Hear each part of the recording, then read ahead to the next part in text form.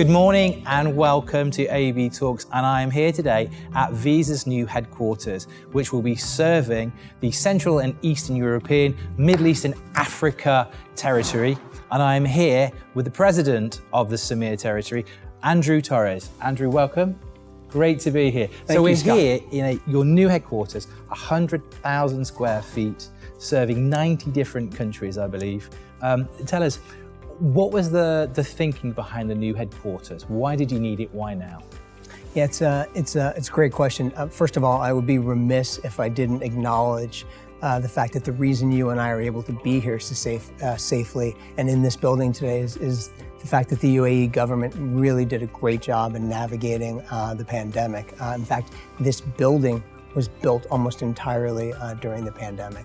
So why did we create this building? Yeah. Why did we do it? As you said, we serve 90 countries and territories across the region, and it is a very fast-growing region. And for us, when we think about the future of work in this building, it really gave us a chance to create a custom-built facility for us and for our needs. And they're in line with our goals and objectives and mission.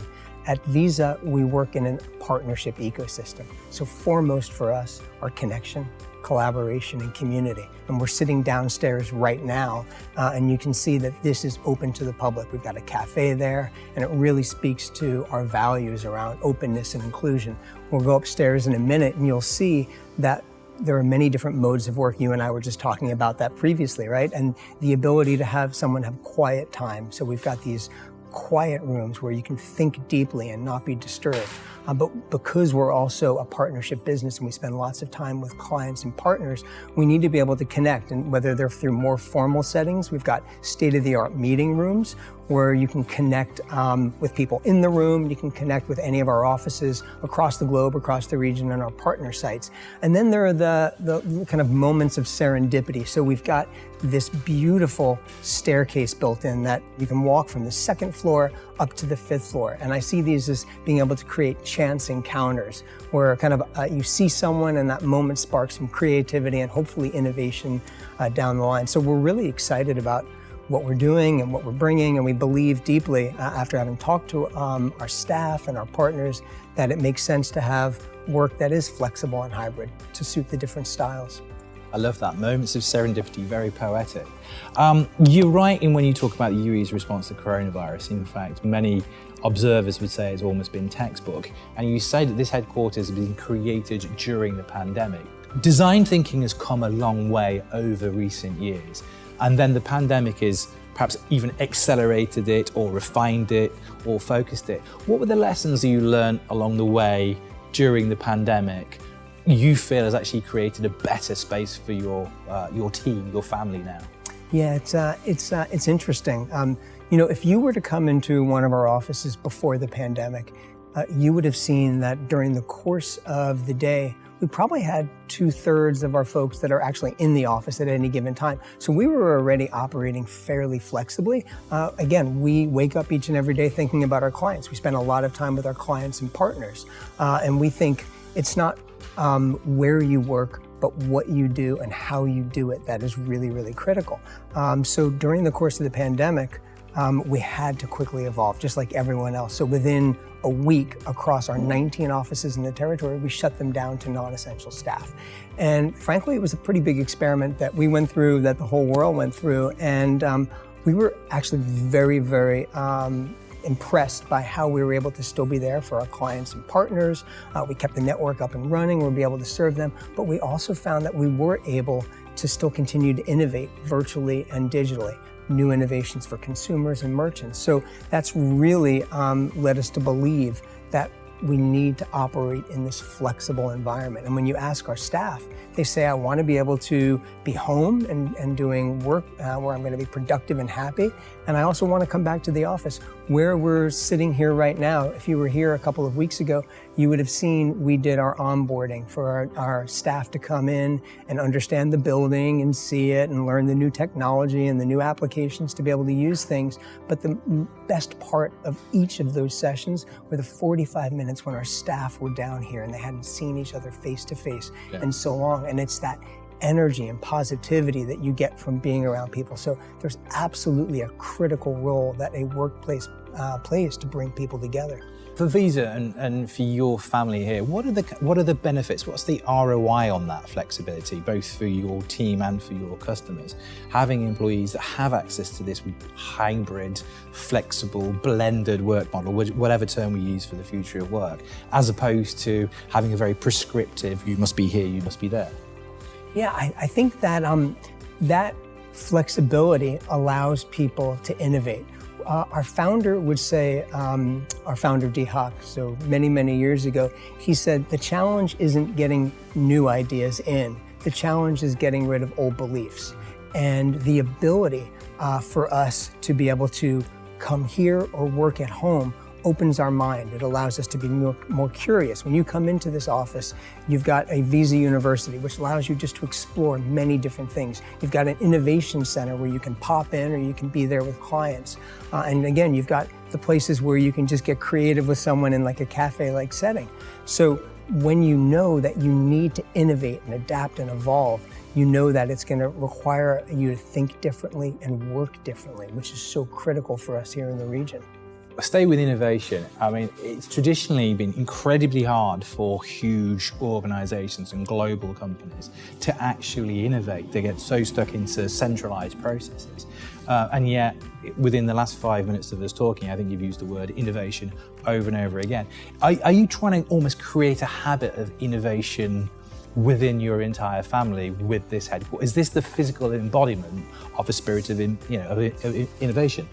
I think in many respects, we've brought innovation together at the center of our network, but increasingly, whether we're here in Dubai or in Nairobi or in Lagos, innovation happens also at the edge of our network. It's that really critical work we do with our clients and partners each and every day to create a great user experience, being able to find something that's going to delight and surprise customers, bring them into the formal economy, and the same with sellers. We've had great innovations even over the course of the last 18 months where when we've seen how challenging the pandemic can be for small sellers, we've taken the ability to take a common phone and turn it into a point of sale terminal. And you think about the possibilities that unleashes. So it's moments like that, it's innovation like that doesn't happen from headquarters. A lot of innovation can happen there, but we have to be innovative each and every day to make sure that we can serve the still 700 million people in our region that are unbanked and the 60+ million merchants that don't have formal financial access. So we've got to think and evolve and adapt to bring them into the formal economy. Talk about surprising and delighting. What's surprising and delighting you about your new home here? Just about everything, actually. That's good. If you had seen our old office space, it was very much a traditional office space. This is very different. You can sit downstairs here and it is clean, it is modern, it is neat. The building is meant to be able to get someone to come in and be creative and energized. And we've got nooks and crannies everywhere for whatever style, whatever mood you're in, and whatever you need to do. And I think it's that purpose-built facility that allows someone access to that when they want it, when they need it, and when it makes sense is what's great. And again, I'll talk again about the staircase. I'm a huge fan of that staircase. We'll see in a minute. Which we'll see in a minute, but it really allows the culture to permeate up and down through the floors because our culture is based on our people, each and every one of them. Now, you used the word there as well, purpose. And I think the pandemic is really put to the forefront of people's minds, both companies and individuals, the importance of purpose. So tell me a little bit about where Visa's at. What is your purpose these days? You just talked there about the unbanked. You talked about missions where you want to try and get in there and actually help. So please tell me what's forming your purpose these days. Yeah, so we're a global network that connects the world to commerce. And we know that when we do that, individuals, businesses, and economies thrive. At the same time, we know there's still not enough people that are included. And we have a deep belief, our purpose is based on the fact that when you bring together individuals, business, and economies everywhere, when you include them, you uplift businesses, individuals, and economies collectively. So there's this belief that there has to be more access. It has to be fair and equitable access, both to digital infrastructure, the internet, but also to formal financial systems. And we've seen during the course of the pandemic the differences when someone is connected and not connected. We know at a macro level that makes sense, at a micro level. When you give a family in Nairobi, when they're locked down in their apartment or where they live, access for their children to digital education and content, that's powerful. We know when you take a small seller in Fujairah and you enable them to not just connect with people in that small community, but to sell their goods or services across the globe, that's powerful. So we deeply believe that we need to bring more people into the formal financial system, regardless of geography, regardless of socioeconomic circumstance. And that's our mission. And that's when our staff get up, when our people get up each and every day, we're keenly focused on the role we play in the economy and the fact that when we do it well, everyone prospers and benefits. That almost feels like a mic drop moment, and I'm itching to come and see your new headquarters. But one final question. A new headquarters, it's a statement of intent, it's a statement of confidence. What does this headquarters say about your belief in this region, in the possibilities and the potential of the year ahead and years after that? Yeah, it's interesting. It is absolutely a statement of confidence and commitment, and I'll get to the commitment in a minute. On the confidence side, CEMEA is home to 1 in 4 people across the globe. They are some of the fastest growing economies in the world, some of the fastest growing payments markets in the world as well. But there's still a lot of work to do. 1 in 4 people across the world are based here in CEMEA, across 90 economies. They're young, they're digitally native, and they believe deeply that new technology and new experiences will make lives better. But there are still stubborn hurdles that exist, if we're honest, right? Only 11% of the economies are digitized today. 90% still cash. In the region itself, 700 million folks are unbanked and over 60 million merchants don't have formal access. So it's absolutely critical that we find ways to be able to bring them into the formal financial economy. We want to create the next set of great payment experiences, money movement experiences, and commerce experiences. So we get up each and every day thinking about how can we make a difference? How can we bring in more individuals and more businesses? And that's our purpose. And this new headquarters, you're right, stands as a bit of a beacon across the region to show our intent and our confidence, but also our commitment to making sure everyone is able to prosper.